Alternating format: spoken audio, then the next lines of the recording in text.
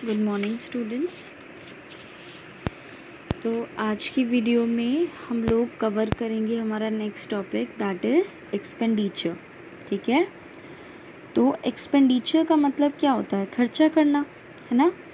तो एक्सपेंडिचर का मतलब होता है any disbursement.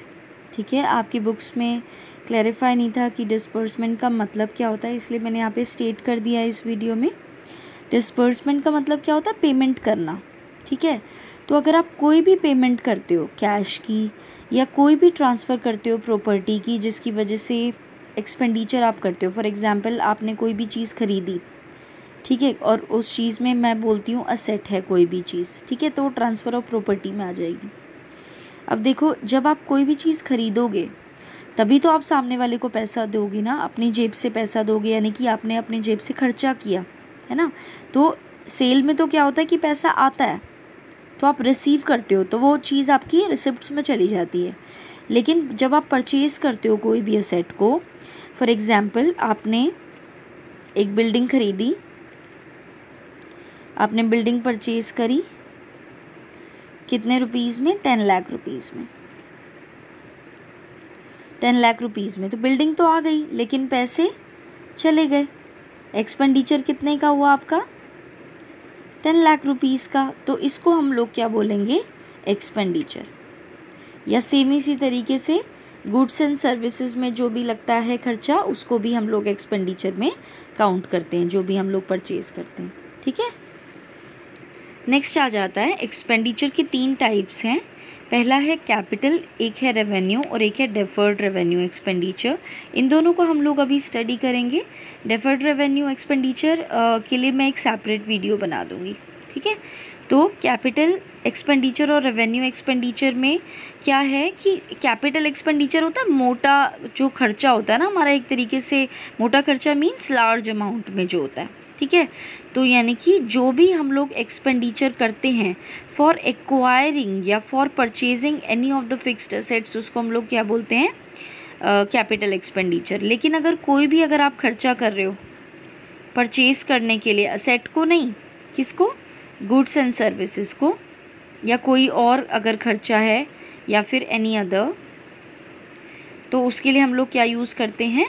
Revenue expenditure use करते हैं। ठीक है, कैपिटल एक्सपेंडिचर में जो भी आप खर्चा करते हो, फॉर एग्जांपल आपने लैंड खरीदी 20 लाख रुपीज़ की, तो यानी कि लैंड तो आपके पास आ गई और खर्चा आपने कितने का कर दिया?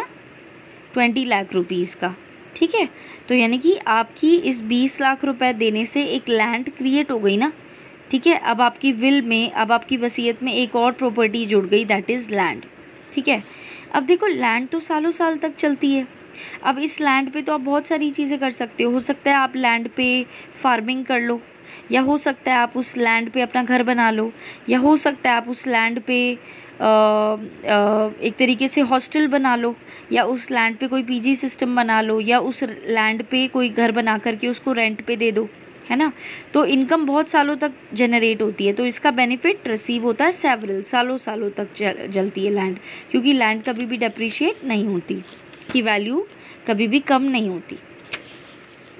नेक्स्ट आ जाता है, क्योंकि अभी मैंने बताया ना यहाँ पे आपने जब असेट खरीदी तो लैंड अब आपकी बैलेंस शीट में लिखी जाएगी, तो लैंड क्या है? असेट है ना, तो ये इंक्रीज़ करती है किसको? असेट को इंक्रीज़ करती है। लेकिन आप रोज़ रोज़ तो लैंड नहीं खरीदते ना, रोज़ रोज़ तो बिल्डिंग नहीं खरीदते ना, या रोज़ रोज़ तो मशीनरी नहीं खरीदते ना, कभी कभार होता है। तो इसका नेचर क्या होता है? Non recurring. नॉन रिकरिंग का मतलब क्या है? Not regular. ये चीज़ रेगुलर बेसिस पर नहीं होती।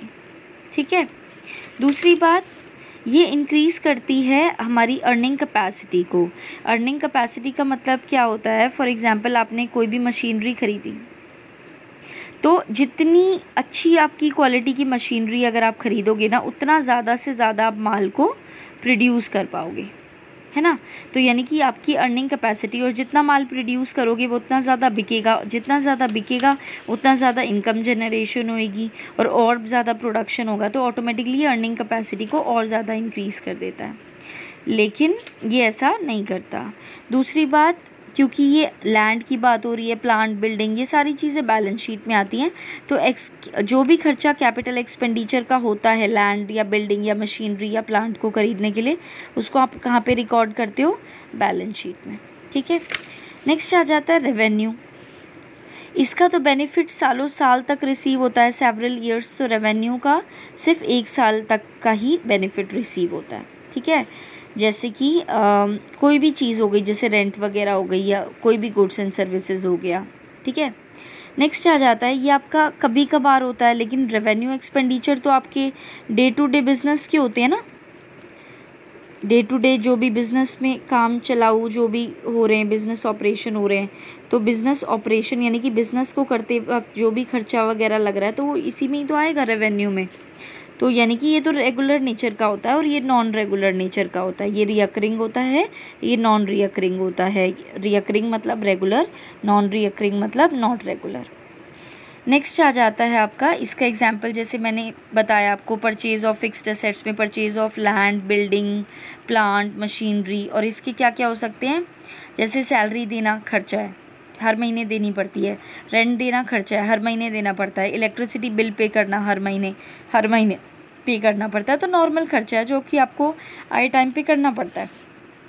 नेक्स्ट है, ये तो आपका बैलेंस शीट में जाता है, लेकिन आपके खर्चे कहाँ पे जाते हैं? नॉर्मल खर्चे, तो वो आपका ट्रेडिंग एंड P&L के डेबिट साइड पे जाते हैं, क्योंकि नॉमिनल अकाउंट आपको ये बोलता है debit all expenses and losses. तो इस नेचर के जो भी रेगुलर नेचर के एक्सपेंसेस हो रहे हैं उनकी वजह से उनकी रिकॉर्डिंग कहाँ पे करेंगे? Trading and profit and loss account में।